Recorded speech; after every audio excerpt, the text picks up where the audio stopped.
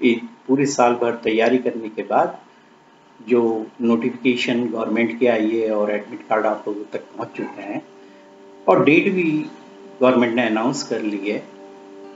तो ये Covid period में जो कॉम्पिटिटिव एग्ज़ाम होने वाला है, जो अन्य पहले जो आपने एग्ज़ाम दिए हैं उनसे बिल्कुल अलग है।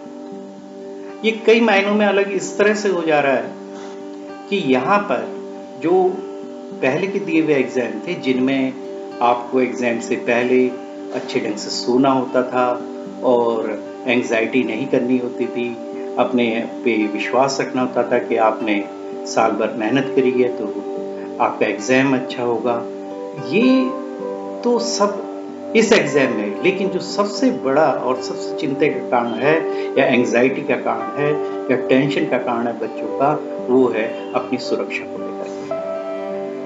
अभी तक सरकार और अन्य लोग यही सिखाते रहे कि घर में रहें, सुरक्षित रहें। तो ये जो सुरक्षा वाला कारण है और ये बच्चों को बहुत ही चिंता में डाल रहा है और वो अपनी सफलता को लेकर के बड़े संशय में हैं।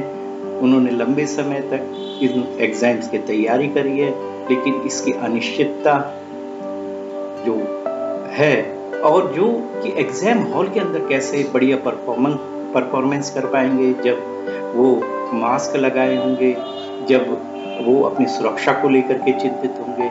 तो यहाँ पर इस वीडियो में हम यही सब कुछ डिस्कस करने वाले हैं कि किस तरह आप अपने को एग्ज़ाम से पहले और एग्ज़ाम के बाद और मुख्य रूप से एग्ज़ाम के समय अपने को संतुलन में रख पाएं, क्योंकि आपकी परफॉर्मेंस एग्ज़ाम के समय जब आप एक संतुलित मानसिकता के साथ, एक माइंड फ्रेम के साथ रहेंगे, तभी आप अपनी पूरी क्षमताओं के साथ, फुल कैपेसिटी के साथ एग्ज़ाम में परफॉर्मेंस शो कर पाएंगे। तो इसमें सबसे पहले तो मैं इस समय मुख्य जो बात करना चाह रहा हूँ वो केवल और केवल जो नीट और IIT JEE exam 2020 Covid period में हो रहा है उसके लिए कर रहा हूँ। तो स्टूडेंट, जो आपका और एग्ज़ाम से पहले होता था कि आप अपनी फिजिकल फिटनेस बनाए रखते थे, आप अपनी मेंटल फिटनेस बनाए रहते थे, आप जो रिवीजन होता था वो कर चुके होते थे, वो सारे तो इस समय लेने ही लेने हैं। लेकिन जो एडिशनल है, जो स्पेशल है, जो प्रिकॉशंस आपने लेने हैं, जो उसके लिए पहली टिप तो ये है कि आप अपनी फिजिकल हेल्थ के लिए इस बीच एक्स्ट्रा करें। आपको एक्स्ट्रा टाइम मिल गया है तो उसके कारण आपका रिवीजन वगैरह कंप्लीट हो चुका है, आपने जो कुछ तैयारियां करनी थी वो काफ़ी कुछ तैयारियां पूरी कर चुके हैं इस एक्स्ट्रा टाइम पर, तो उसका तो आपको बेनिफिट हुआ। लेकिन जो अब ये पीरियड है इसमें आपको अपना इम्यूनिटी सिस्टम इंप्रूव करना है, यानी कि जो चीज़ें पसंद थी या नहीं भी पसंद थी, जैसे हल्दी का दूध है, नींबू का सेवन है, नींबू बेस जो पेय हैं घर में, अगर कोई काढ़ा है उसका सेवन करना है, ये भी करना, ये आपको ना पसंद होने पर भी आप इनका प्रयोग करें। दूसरा आप ये कर सकते हैं कि अपना एक्सरसाइज टाइम बढ़ाएं, स्टडी आवर्स में कट करके बढ़ाएं, क्योंकि आपको एक्स्ट्रा टाइम मिला है, स्टडीज आपने बहुत अच्छे से कर रखी है, उसके बारे में आप चिंतित ना हो। आपको जो एक्स्ट्रा टाइम मिला है उसमें आपने काफ़ी कुछ करा है, तो अपनी स्टडी टाइम से भी एक्स्ट्रा आवर निकाल करके आप अपनी फिजिकल हेल्थ पे ध्यान दें। दूसरी एक जो इम्पोर्टेंट बात है वो ये कि आप घर के साफ वातावरण में अपना ऑक्सीजन लेवल बढ़ाएं। ऑक्सीजन लेवल बढ़ाने के लिए जो ब्रीदिंग की एक्सरसाइजेस हैं वो स्पेशली इस दौरान करें। साथ ही साथ अपने को और टाइम से अधिक कूल रखने के लिए मेडिटेशंस के आउट बढ़ाएं। तो फिजिकल एक्सरसाइज करनी है, ब्रीदिंग एक्सरसाइज करनी है, मेडिटेशन के लिए स्पेशल टाइम निकालना है, क्योंकि मेडिटेशन से आप इस ऊहापोह के माहौल में अपने को शांत रख पाएंगे। आप इस असुरक्षा के एक भय के माहौल में अपने को शांत रख पाएंगे। तो और खान पान पे ध्यान दें, सोने पे ध्यान दें।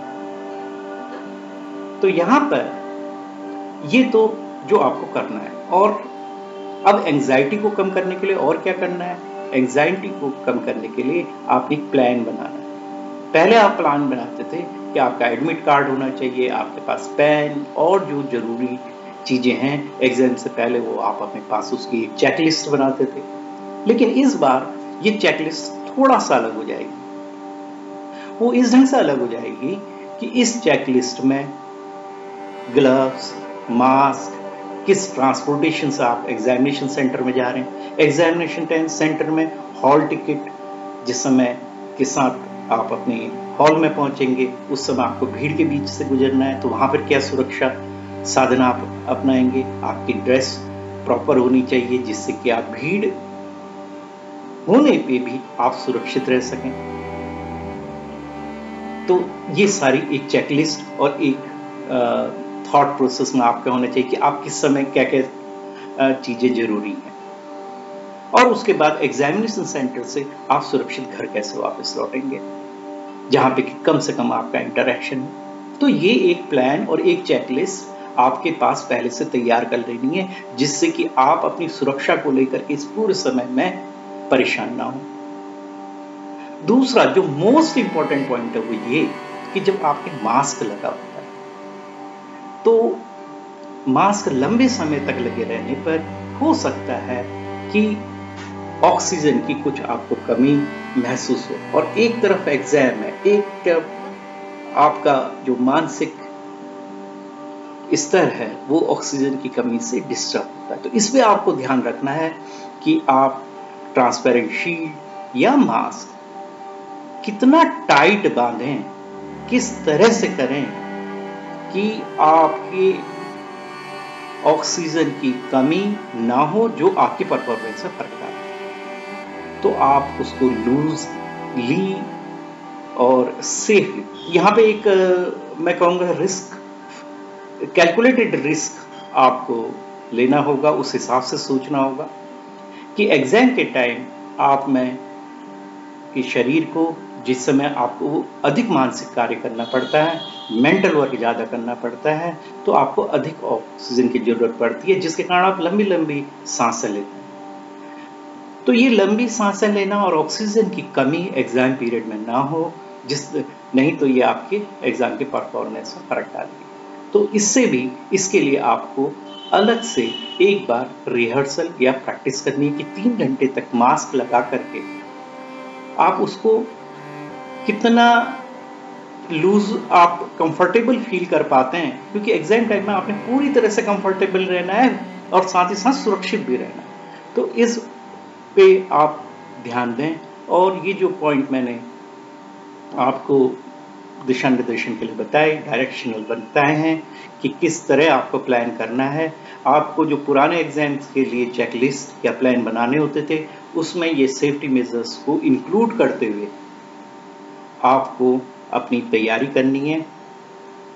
तो इस समय एग्जाम से पहले आप इन बातों पर खास ध्यान दें और उम्मीद करता हूं कि मेरी ये सलाह आपको फायदा पहुंचाएगी और आने वाले एग्जाम के लिए शुभकामनाएं। धन्यवाद।